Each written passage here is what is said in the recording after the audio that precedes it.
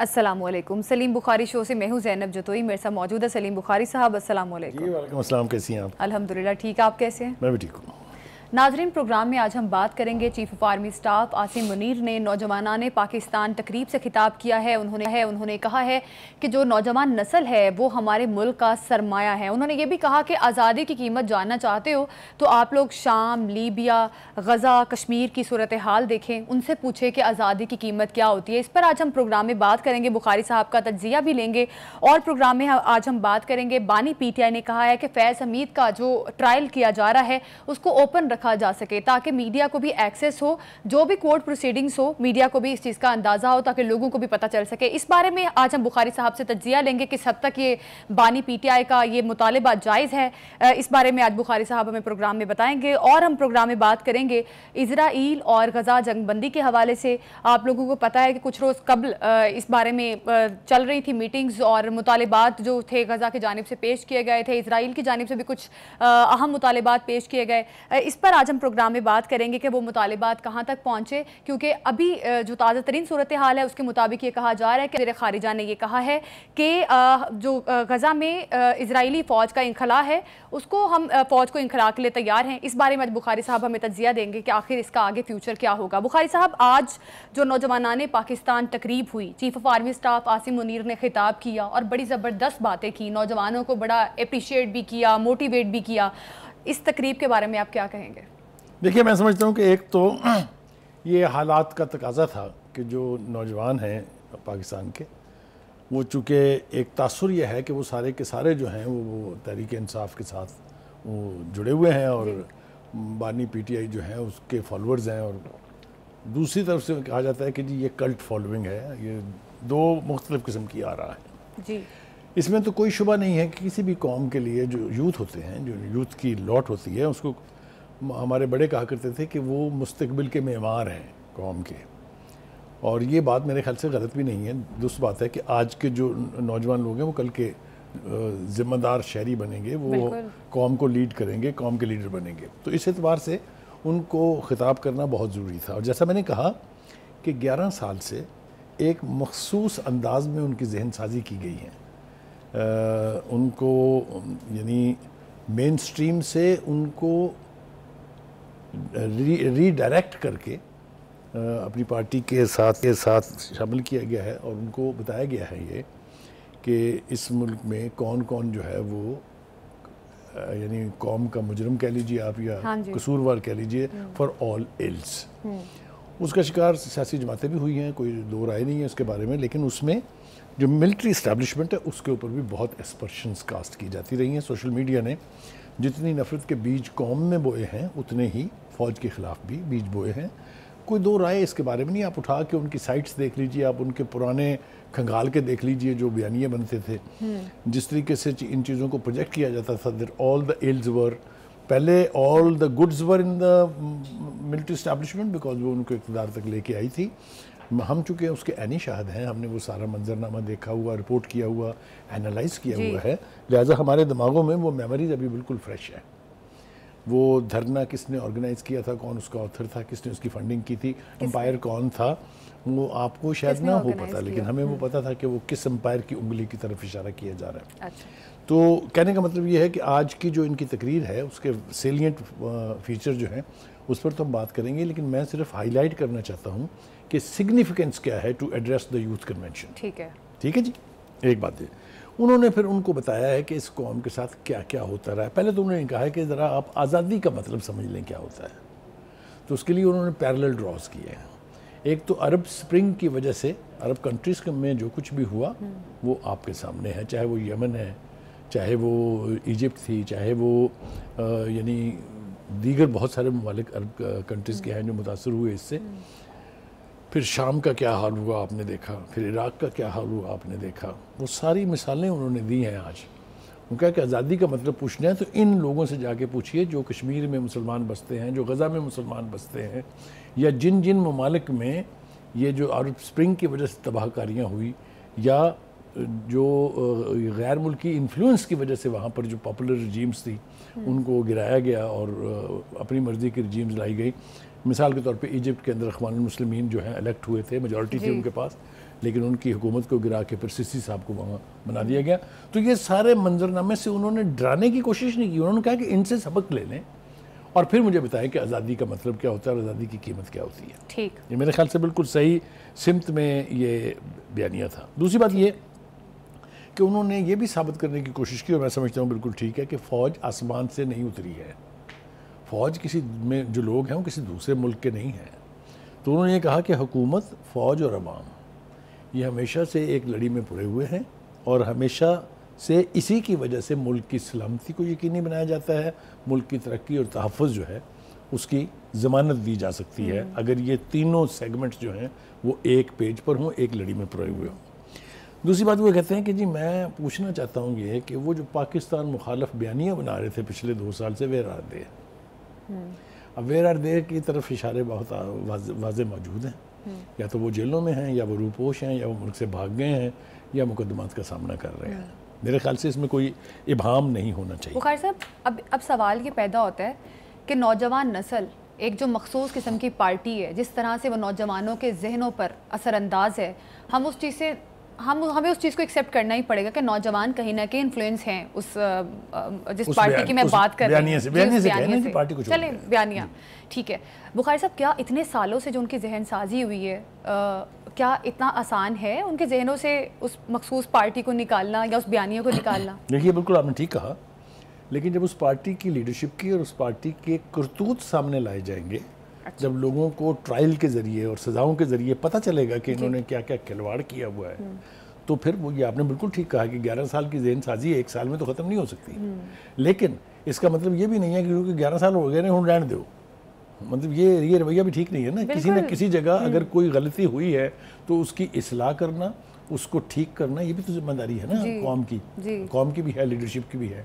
और जैसा मैंने पहले कहा, एक दफ़ा पहले भी कह चुका हूँ कि फ़ौज कोई इम्पोर्टेड सेगमेंट ऑफ सोसाइटी नहीं है, इसी मुल्क के हिस्से हैं।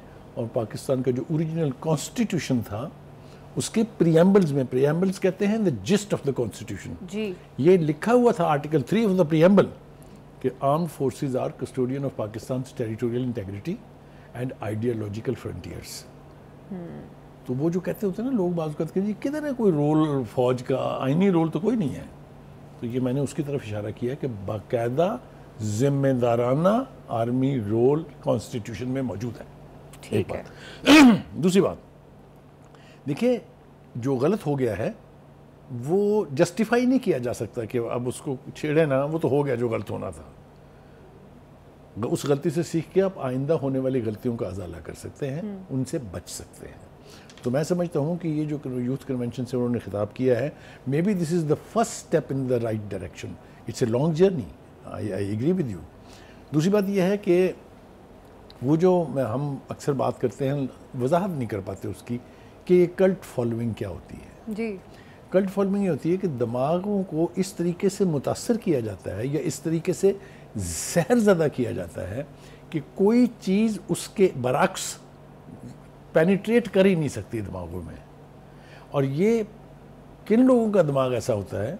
जो यूथ है, जो जवान नस्ल है, क्योंकि वो वल्नरेबल होते हैं। जो लोग तजर्बों से सीख चुके हैं, जिन्होंने माजी की गलतियों से नुकसान भी उठाया, फिर उनको ठीक भी किया, उनके लिए उनके दिमागों को मुतासर करना आसान नहीं है। लेकिन यूथ इज़ वल्नरेबल, और पूरी दुनिया में है फिनोमेना, ये सिर्फ पाकिस्तान में नहीं है। तो इसलिए उनको एड्रेस करके मेरे ख्याल से उन्होंने आज सही सिमत में कदम उठाया है। दूसरी बात ये कि उन्होंने कुरान का हवाला दिया जी, और उसमें उन्होंने वाज़े करने की कोशिश की कि आज़ादी का क्या मतलब होता है। अभी एक शॉर्ट ब्रेक पर चलते हैं, स्टे विद अस।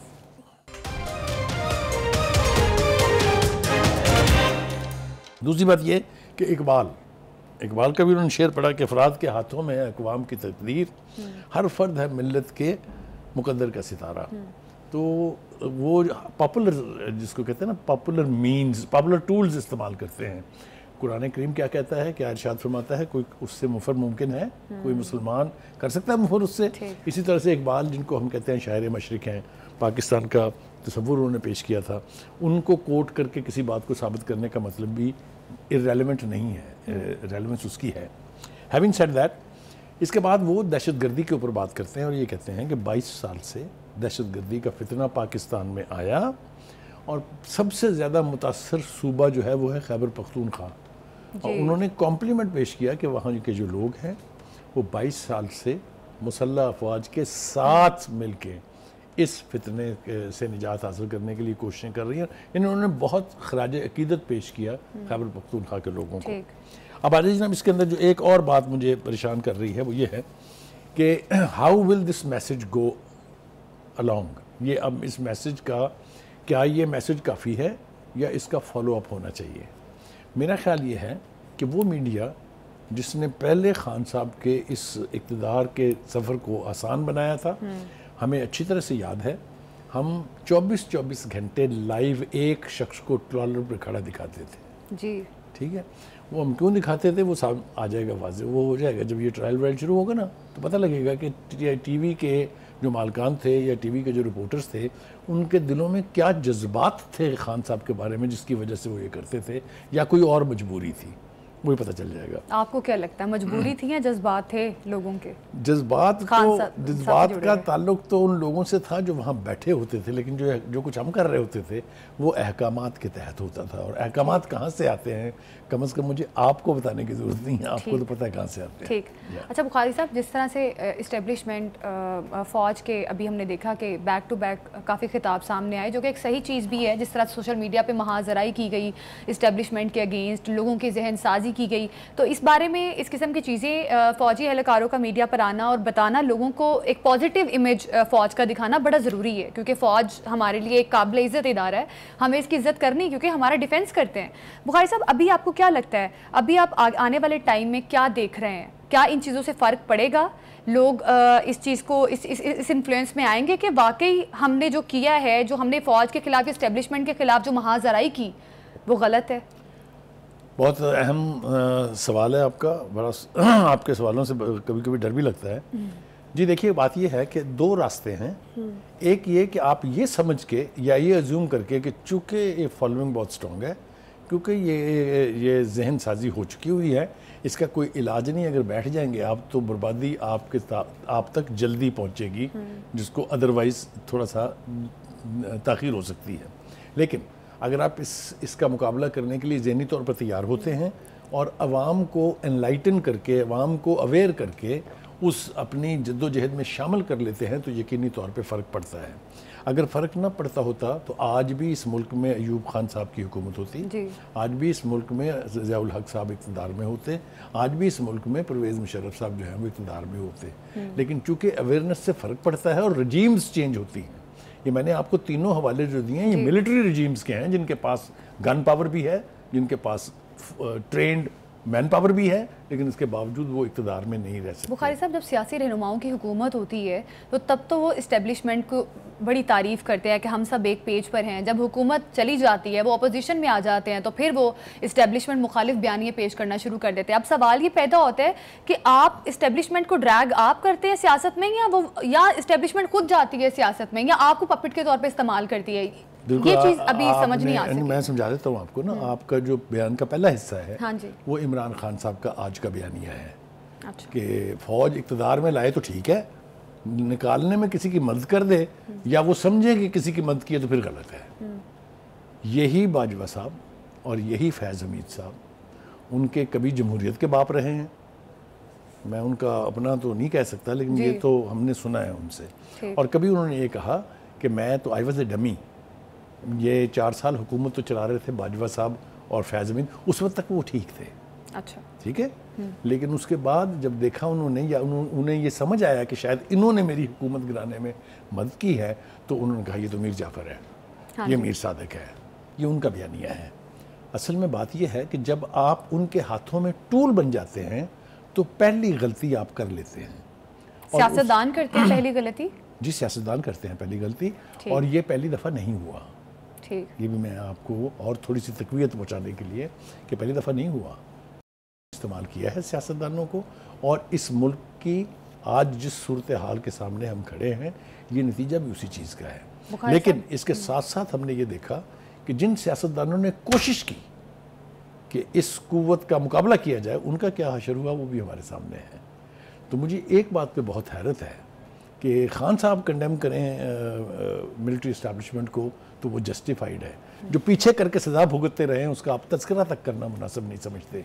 ये है आपकी फेयरनेस और ये है लीडर का कमाले ज़र्फ़ जिसको आप कह सकते हैं। बुखारी साहब, मेरा एक सवाल फिर कहीं ना कहीं 2009 के बाद से हमने जमहूरी निज़ाम देख रहे हैं, सियासी पार्टियां इसमें ज़्यादा कसूरवार नज़र आती हैं। आपने देखा होगा कि 2000 फिर से कहेंगे बात, सियासी पार्टियां कसूरवार हैं। मैं इंक्लूडिंग तहरीक इंसाफ इंक्लूडिंग, मैं उनको भी इंक्लूड कर रही हूँ इसमें। बुखारी साहब, जो गलती है वो गलती को मानना चाहिए। आपके मनवा लेना, आप मेरा एक काम कर दें, आपके पास हमेशा ऑप्शन, आप मेरा एक काम कर दें, आप बानी पीटीआई से ये गलती मनवा लें कि हाँ मुझसे बड़ी गलती हो गई थी, मैंने इनको इस्तेमाल किया इक़्तिदार तक पहुँचने के लिए। नहीं होगा, ये आपका ख्वाब हो सकता है, आपकी ख्वाहिश हो सकती है, आपका मासूमाना सवाल हो सकता है, लेकिन आपके बानी ने नहीं मानना ये। बुखारी साहब, मैं एक चीज़ एक छोटा सा सवाल है मेरा आपसे कि सियासी पार्टियां इसमें किस हद तक कसूरवार आपको नज़र आती हैं। मैं पीटीआई की खाली बात नहीं कर रही, मैं तमाम तर सियासी पार्टियों की बात कर रही हूँ। आपके पास ऑप्शन होता है नो। आपने वो भी, हम प्रोग्राम से पहले बात भी कर रहे थे कि एक कोई 2009 के बाद कोई डॉक्यूमेंट साइन किया था, पीपल्स पार्टी ने भी कर दिया, PMLN भी कर दिया, पीटीआई ने नहीं किया कि इस्टेब्लिशमेंट इन्वॉल्व नहीं होगी सियासी सरगर्मियों में। इससे मुतालिक एक मिसाक जमहूरियत 2006 में। तो बुखारी साहब, अब ये सवाल पैदा होता है कि कौन, उसमें पीटीआई नहीं थी, खाली, हाँ, PTI was nowhere at that time, उसका वजूद, ये इस तरह का वजूद था ही नहीं। आई एम एडमिटिंग पीटीआई नहीं थी। बुखारी साहब, अब वही बात आ जाती है कि हम हमेशा एस्टेब्लिशमेंट को कसूरवार क्यों ठहराते हैं, जबकि हम भी एस्टेब्लिशमेंट को इस्तेमाल करते हैं इक़्तिदार के लिए। बिल्कुल ठीक कहा आपने, उनको सबक सीखना चाहिए। और मैं उम्मीद करता हूँ कि जिस तरफ ये इशारा कर रहे हैं जनरल आसिम मुनीर, कौम जो है, सियासतदान सीखेंगे इससे गलती। सियासतदान कौम का हिस्सा है, वो कोई अलग सेगमेंट थोड़ी है। नहीं, अभी जो आपके ख्याल में सारे सियासतदान, हाँ, अगर ये अगर अपने इंजाम तक पहुंच गए तो सियासतदान भी सबक सीखेगा। मैं लिख के देने के लिए तैयार हूं। ठीक है, इसी के साथ अभी एक शॉर्ट ब्रेक लेते हैं। Stay with us.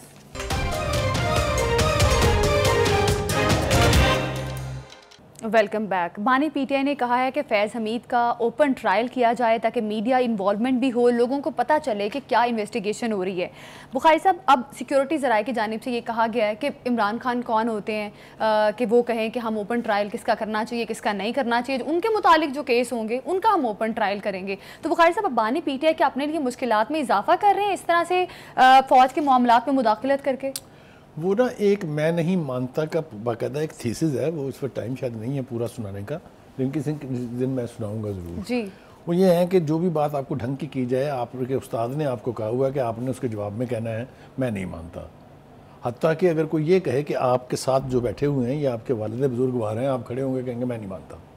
तो ये जो मैं नहीं मानता कि जो रविश है ये चीज़ों को कॉम्प्लेक्स कर देती है। कैसे भाई, मिलिट्री ट्रायल हो रहा है, जो आर्मी एक्ट है ना, इट्स ए सीक्रेट डॉक्यूमेंट। इसके तहत होने वाला ट्रायल जो है वो हमेशा सीक्रेट होता है। आप होते कौन है मुतालबा करने वाले कि ओपन ट्रायल करें? अभी तो उन्होंने इम्प्लीकेट ही नहीं किया आपको, अभी तो फैज़ हमीद का स्टेटमेंट होना है, वो बताएगा। आप उससे पहले कह रहे हैं ये पता नहीं क्या, आपको आपका कमाल है कि something that has not happened yet आप उसके ऊपर मुतालबात फरमा रहे हैं। एक बात। दूसरी बात यह है कि आपके ऊपर 9 मई के जो चार्जेस हैं या जो लगेंगे या जो फैज़ हमीद बताएगा वो खौफनाक नौयत के हैं। अच्छा। वो अपनी नौयत के एतबार से बहुत डेंजरस हैं। उसके अंदर ये है कि आपने फ़ौज में तकसीम करने की कोशिश की, आपने मुल्क को तबाह करने की कोशिश की, बगावत पर उकसाया। These are very heinous allegations under military act. ये मैं आपको वसूख से कह रहा हूँ। अच्छा। क्योंकि इनकी जो पनिशमेंट्स हैं, अगर उसके ऊपर आप गौर करें, जो माइनर नौयत के एक्ट्स हैं उसमें है 10 साल, 8 साल, 12 साल सज़ा। अच्छा। जो खौफनाक नौयत के एक्ट अगर साबित हो जाए तो फिर या उम्र कैद है या सज़ाए मौत है। तो मतलब कहने का ये है कि आप प्रीएम्प्ट ना करें। जो आज जिसका हम हवाला दे रहे हैं, जो खबर आई है, वो यही है कि भाई साहब आप हमें डिक्टेट ना कराएं। आप हैं कौन डिक्टेट कराने वाले हैं? अच्छा बुखारी साहब, सिक्योरिटी ज़राए ने कहा है कि ठीक है ये लीगली दुरुस्त नहीं है बानी पीटीआई का मुतालबा कि ओपन ट्रायल नहीं हो सकता इस तरह से जिसका कोर्ट मार्शल हो रहा हो। बुखारी साहब, अब एक तरफ तो उन्होंने ये भी कहा है कि अगर तो ये लीगली दुरुस्त नहीं है बानी पीटीआई का मुतालिबा। दूसरी जानिब सिक्योरिटी ज़राए ने ये भी कहा है कि बानी पीटीआई से मुतालिक जो केस होंगे उनका हम ओपन ट्रायल करेंगे। ये इशारा भी दे दिया कि उनका ओपन ट्रायल। ये सरकासिज्म है। अच्छा, दिस इज सरकास्टिक कि ਜਦੋਂ ਤੁਹਾਡੀ ਵਾਰੀ ਆਏਗੀ ਤੇ ਸਭ ਨੂੰ ਪਤਾ ਲੱਗ ਜਾਏਗਾ ਕੀ ਹੋ ਰਿਹਾ ਹੈ। ये दिस इज सरकासिज्म। ठीक है, लेकिन it is not binding under any rules और लॉ अच्छा, कि मिलिट्री ट्रायल को आप ओपन ट्रायल करें।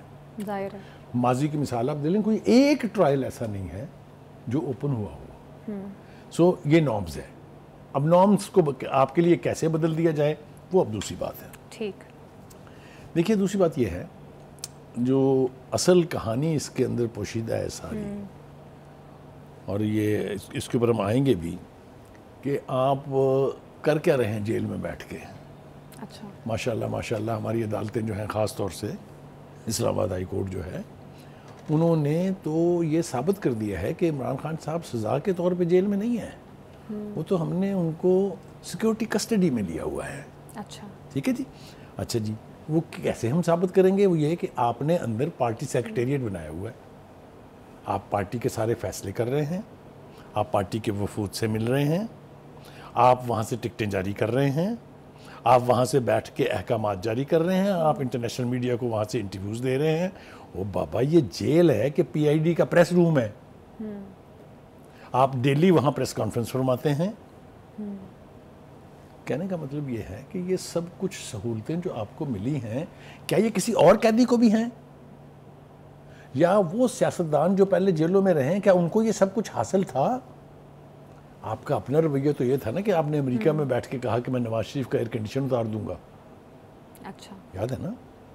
ये हकायक है, ये वो नहीं है। दूसरी बात ये कि आपका अपना जहाँ तक कंडक्ट है वो ये है, वो एक इस्तेलाह होती थी जब मिलिट्री टेक ओवर करती है ना, तो उसमें होती है CMLA, chief martial administrator ji. तो वो CMLA जो है अब is now defined as cancel my last announcement. आपको ये याद नहीं होता कि सुबह आप क्या कह रहे हैं, शाम आप क्या कह रहे हैं। वो एक जर्नलिस्ट ने बहुत खूबसूरत कहा, दोस्त है हमारे उमर चीमा, उन्होंने कहा कि उनका हर बयान जो है उनके दूसरे बयान तक जिंदा रहता है, उसके बाद फौत हो जाता है क्योंकि नया बयान आ जाता है। आप मुझे बताएं, जिस लीडर की, जो इतना बड़ा लीडर है, मतलब मैं उनको छोटा लीडर नहीं मानता हूँ, लाखों नहीं करोड़ों लोग उसके फॉलोअर हाँ जी थे, हैं, शायद रहेंगे भी, लेकिन ये कि फिर जो है किसी एक जगह खड़ा तो हो। आप कभी कहते हैं कि ये मेरे बंदे नहीं थे, कभी वो कहते हैं देखा क्या हुआ, मुझे आपने गिरफ्तार किया, मेरे टाइगर्स ने क्या किया। वो खैर सब बाजू का सियासी माहौल देकर बयानबाजी ओके रुक जाए, फिर तब्दीली भी ऐसे आ जाती है बयानबाजी में। आप भी वही हर बात इस्तेमाल कर रही हैं, पूरी बात कर लेते हैं। जी, फिर आप कहते हैं कि नहीं जनाब ये तो एजेंसियों के बंदे थे। अच्छा, ठीक है, वो खुदा के वास्ते कहीं तो अपने बयान पर खड़े हो जाए आप। तो अगर आपकी ये सूरत हाल रहेगी तो दूसरी बात ये कि वो आपने फौज का तज़किरा छेड़ा था जी। अगर खान साहब को लेके आए इक़्तिदार में तो ये बिल्कुल दुरुस्त एंड आइन के मुताबिक और तमाम रवायात के मुताबिक है। अच्छा, लेकिन अगर वो आपको निकाल दे तो फिर वो फौज जो है ठीक है। 9 मई के हवाले से उन्होंने कहा है कि ये नेशनल सिक्योरिटी नहीं लोकल इशू है, इस पे आप क्या कहेंगे? देखिए फिर वही है कि कसूरवार भी मैं हूँ और जज भी मैं हूँ कि मैं बता रहा हूँ ये तो रूटीन का मामला है, ये गंभीर मामला है। खुदा के वास्ते खान साहब दुनिया में आए, ये आपने तय नहीं करना। इस वक्त हवा आपके मुखालिफ है, आपके लोग जो आपको इस नहज तक जिन्होंने पहुँचाया है, फैसले उन्होंने करने हैं। ठीक, आपकी ख्वाहिशात तो हो सकती हैं, आप डिक्टेट नहीं करा सकते। अच्छा, बुखारी साहब, बानी पीटीआई ने खदशा भी जाहिर किया था कुछ रोज़ कबल कि वादा माफ गवाह बनाकर पेश किया जा सकता है फैज़ हमीद को। ये खदशा, और इसी खदशे के तनाजुर में उन्होंने कहा है कि ओपन ट्रायल होना चाहिए। अच्छा, आप मुझे ये बताइए कि वो जो जनरल फैज़ हमीद हैं उनके बारे में भी आप एक जगह नहीं खड़े हैं। कभी आप कहते हैं वो मुल्क चलाता था, कभी आप कहते हैं वो मुझे बंदे इकट्ठे करके देता था बजट पास करने के लिए, कानून साजी करने के लिए। कभी आप कहते हैं ये कौन है, हु इज शी। मुझे तो एक दफ़ा बाजवा ने जिक्र किया था चलते चलते कि वो एक कोई जनरल है जो बड़ा कॉम्पिटेंट है। ओ यार, for God sake, is it not ridiculing one's own self and one's own statements? How can you change your statement in the morning something else, in the afternoon something else, and in the evening something else? ये मैं कह नहीं रहा हूँ, ये in the heart of hearts everyone knows it. I hope you also know that. कि ये बड़े लीडर की निशानी नहीं है। इसके बावजूद कि बानी पीटीआई ये कहें कि यू टर्न लेना जो है बहुत बड़े लीडरों की निशानी है, लेकिन ये नॉर्म्स नहीं है, पूरी दुनिया में ये कहीं नहीं है। अब आप देखें वो क्या कर रहे हैं। उन्होंने बीबीसी से जो इंटरव्यू किया है, वो एक कोई एजेंसी है उससे जो इंटरव्यू किया है, उसमें वो स्टामर साहब से क्या कह रहे हैं, मेरे मुल्क में जमहूरियत की बड़ी ऐसी तैसी हो गई, मदद करें। ओ यार फॉर गॉड सेक। फिर उसको याद दिला रहे हैं कि जो अगर तुम्हारे मुल्क में ऐसा होता तो भाई उनके मुल्क में कोई इमरान खान नहीं है ना उनके मुल्क में 9 मई हुआ है। How can you compare the two situations? I mean it's ridiculing. कहने का मतलब ये है कि आप बाहर की इमदाद आपको बहुत आती रही है, ठीक है, इसमें कोई शुबा नहीं है। अच्छा। सोशल मीडिया को कौन फंडिंग करता रहा है, तो अब आप ये खुदा के वास्ते अपने ससुराल हाउस से मदद मांगनी छोड़ दें यार। पाकिस्तान के मामलात को पाकिस्तान में ही तय होने दें। देखें सोशल मीडिया के हवाले से कितनी बड़ी तूफ़ान मचा हुआ है। वो जो बरतानिया के अंदर जो राइट्स हुए हैं उसमें एक पाकिस्तानी का भी नाम है। हाँ जी। अब वो हमसे मांग रहे हैं कि वो पाकिस्तानी दे दें हमें, तो भाई वो हमें भी तो देना। वो आदिल राजा आपके पास बैठा हुआ है, कैप्टन हैदरमंदी बैठा हुआ है, जिन्होंने तबाही मचा दी बाहर भी और यहाँ भी, जिन्होंने मुजाहरे करवाए यहाँ भी वहाँ भी। सही बात। तो वो भी तो देना हमें जनाब। उन्होंने तो हमारा उतना कुछ ही बिगाड़ा है ना जितना फरहान ने बिगाड़ा है आपका।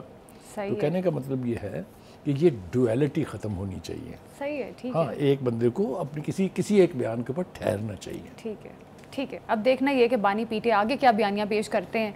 अभी एक शॉर्ट ब्रेक पर चलते हैं, स्टे विद अस।